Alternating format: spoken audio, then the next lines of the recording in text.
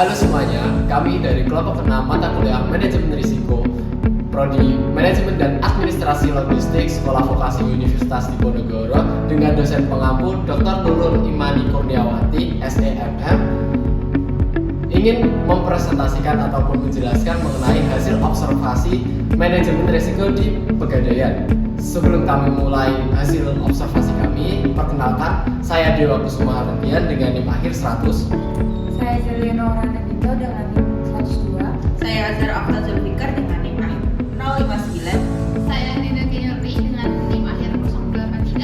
Saya Tika Nisa Kumasari dengan NIM akhir 103. Saya Alfat Syukur dengan NIM akhir 098.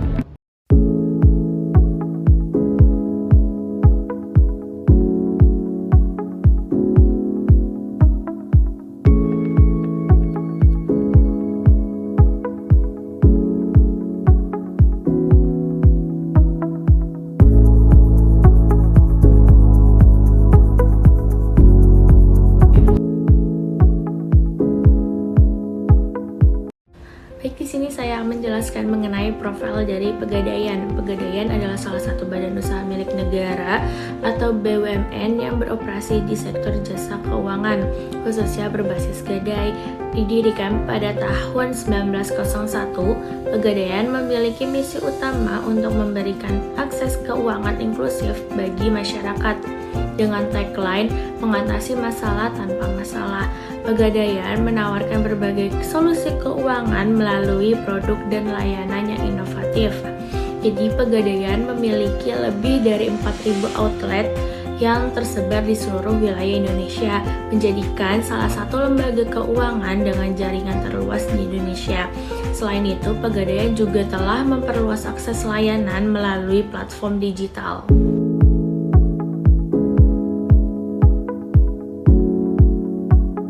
Yang pertama ada gadai konvensional dan juga syariah. Ini tuh pinjaman dengan jaminan barang berharga seperti emas, elektronik, atau juga kendaraan. Yang kedua ada layanan pembiayaan. Ini tuh produk pembiayaan lain seperti kredit tanpa aset dan kredit usaha mikro. Yang ketiga ada investasi emas. Ini tuh produk tabungan emas untuk investasi yang terjangkau dan juga aman. Yang keempat ada jual beli emas. Ini tuh layanan pembelian dan penjualan emas batangan. Yang terakhir atau yang kelima adalah layanan non-gadai. Ini tuh seperti pembayaran tagihan, transfer uang, dan juga lainnya.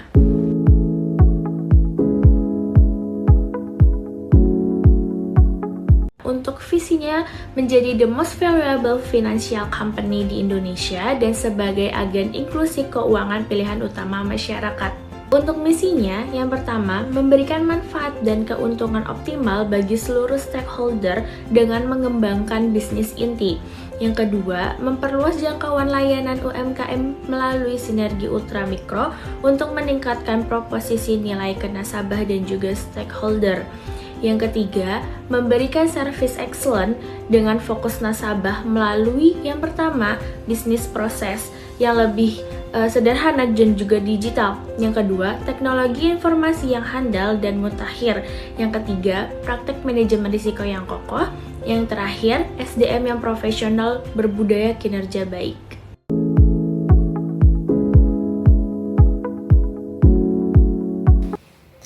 Berikutnya ada filosofi manajemen risiko dari PT Pegadaian. Yang pertama ada amanah dan loyal, bahwa setiap karyawan berkomitmen untuk menerapkan praktik manajemen risiko dalam aktivitas operasional dan bisnis perusahaan dengan penuh integritas dan mengutamakan kepentingan bangsa dan negara. Yang kedua ada kompeten, bahwa setiap karyawan selalu mengembangkan kapabilitas diri dan meningkatkan pengetahuan, keterampilan, dan sikap perilaku dalam penerapan manajemen risiko. Lalu yang ketiga ada prinsip kehati-hatian yang mencakup harmonis, adaptif, dan kolaboratif. Di sini karyawan mengembangkan sikap saling peduli dan menerima informasi resiko yang relevan dalam upaya mengidentifikasi resiko yang timbul dan melakukan inovasi mitigasi resiko berbasis data dan analitik secara kolaboratif dengan pejabat unit kerja terkait, sehingga dapat menciptakan sinergi yang dibutuhkan dalam rangka pencapaian target-target bisnis yang ditetapkan.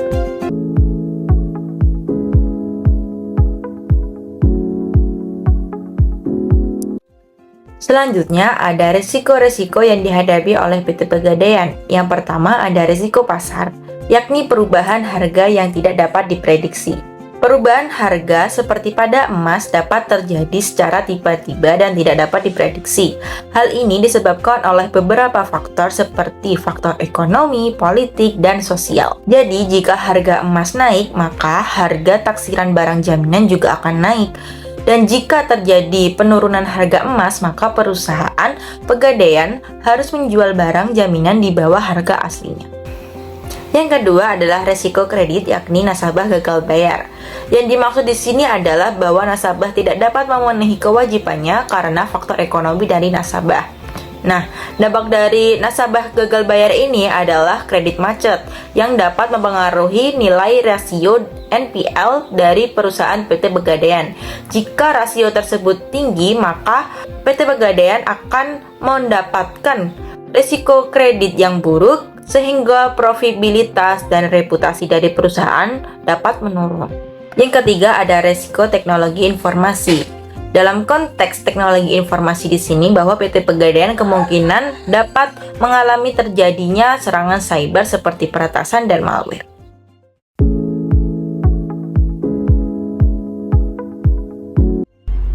Penanganan resiko di PT Pegadaian. Yang pertama, perubahan harga barang gadai yang tidak dapat diprediksi. Untuk menghadapi risiko tersebut, PT Pegadaian melakukan kebijakan penaksiran harga barang sebesar 90%.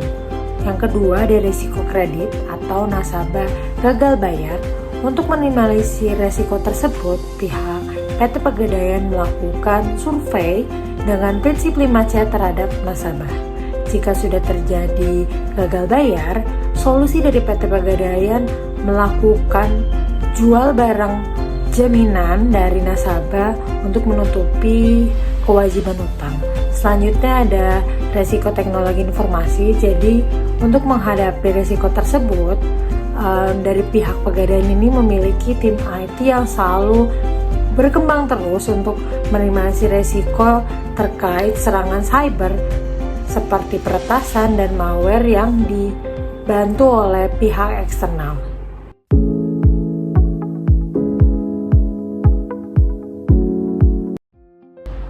Risk financing pada PT Pegadaian. PT Pegadaian memindahkan risiko melalui risk financing insurance transfer atau pemindahan transfer risiko kepada perusahaan asuransi. Sebagai langkah antisipasi resiko yang lebih luas, PT Pegadaian ini memiliki asuransi kebakaran yang bekerja sama dengan BRINS atau BRI Insurance. Produk ini tuh memberikan perlindungan terhadap aset baik milik nasabah maupun perusahaan yang rentan terhadap resiko kebakaran. Perlindungan semacam ini tuh sangat penting mengingat potensi kerugian yang besar dapat ditimbulkan akibat insiden seperti kebakaran, terutama pada properti yang dijadikan jaminan atau aset yang dikelola oleh Pegadaian.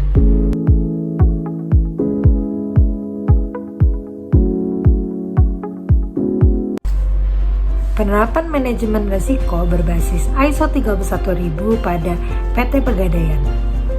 PT Pegadaian telah menerapkan manajemen risiko berbasis ISO 31000 sebagai standar dalam mengelola risiko untuk mendukung tata kelola perusahaan yang baik atau Good Corporate Governance atau GCG. Penerapan standar ini tuh bertujuan untuk memastikan bahwa setiap potensi risiko yang dapat mempengaruhi pencapaian tujuan perusahaan dapat diidentifikasi, dianalisa, dievaluasi, dan dikelola secara efektif. Karena standar ini membantu Pegadaian memastikan bahwa semua resiko yang mungkin terjadi seperti kerugian barang, masalah teknologi, atau perubahan aturan bisa diantisipasi.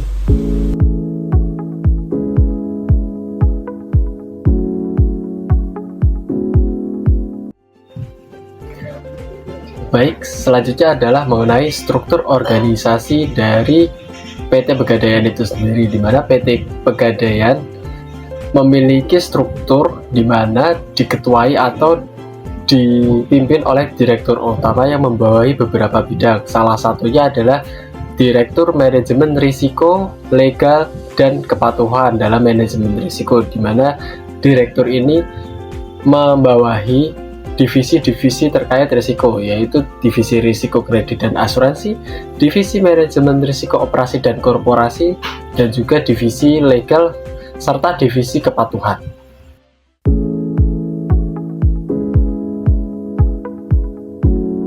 Selanjutnya adalah nilai-nilai dan budaya yang ada di Pegadaian. Nah, untuk mendukung terwujudnya visi dan misi perseroan, maka telah ditetapkan budaya perusahaan yang harus selalu dipelajari, dipahami, dihayati, dan dilaksanakan oleh seluruh insan Pegadaian, yaitu jiwa akhlak yang terdiri dari amanah, kompeten, harmonis, loyal, adaptif, dan kolaboratif. Amanah yaitu jujur, profesional, dan dapat dipercaya dalam menjalankan tugas. Kompeten yaitu terus meningkatkan pengetahuan dan keterampilan untuk hasil yang terbaik. Harmonis yaitu menjalin hubungan yang baik, menghargai keragaman, dan menjaga kerjasama. Loyal artinya setia dan berdedikasi tinggi pada perusahaan serta menjaga nama baiknya. Yang terakhir adalah adaptif, fleksibel, dan tanggap terhadap perubahan dan pengembangan. Dan kolaboratif, mendukung kerjasama tim dan sinergi antar individu untuk mencapai tujuan bersama. Oke, selain akhlak, Pegadaian itu juga menerapkan namanya Brilliant Ways yang hadir sebagai core behavior insan Pegadaian dalam menerapkan nilai-nilai budaya akhlak. Si Brilliant Ways ini diresmikan pada tanggal 27 November tahun 2023. Selain sebagai identitas, Pegadaian Brilliant Ways juga bertujuan sebagai bentuk performance driven culture, di mana implementasi budaya perusahaan dapat diukur untuk mendukung pencapaian kinerja terbaik perusahaan. Ada 8 poin penting yang terdapat pada Brilliant Ways. Yang pertama tuh ada jujur, sadar resiko, dan patuh peraturan. Selanjutnya ada profesional dan terus belajar. Terus ada percaya diri, berwirausaha, dan berorientasi pasar. Selanjutnya ada membangun sinergi yang produktif. Lalu ada terbuka dan menghargai kemajuan. Selanjutnya ada peduli terhadap masyarakat dan lingkungan. Selanjutnya ada memberikan pelayanan yang cepat dan mudah. Yang terakhir ada agile, proaktif, inovatif, dan berorientasi pertumbuhan. Nah, prinsip-prinsip ini memperkuat komitmen Pegadaian untuk memberikan layanan terbaik sekaligus menjaga kepercayaan masyarakat.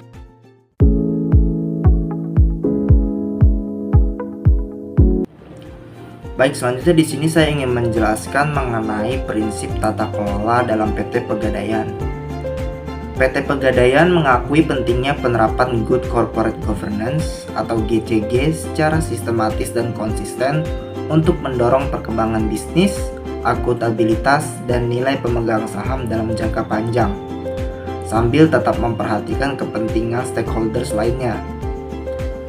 GCG di perusahaan ini merujuk pada kaidah-kaidah yang ditetapkan dalam berbagai regulasi, termasuk peraturan Menteri BUMN dan Undang-Undang Perseroan Terbatas. Untuk mencapai GCG yang baik, diperlukan mekanisme check and balance dalam setiap proses bisnis di semua level, yang akan mendorong seluruh insan perusahaan untuk mencapai visi dan misi yang telah ditetapkan.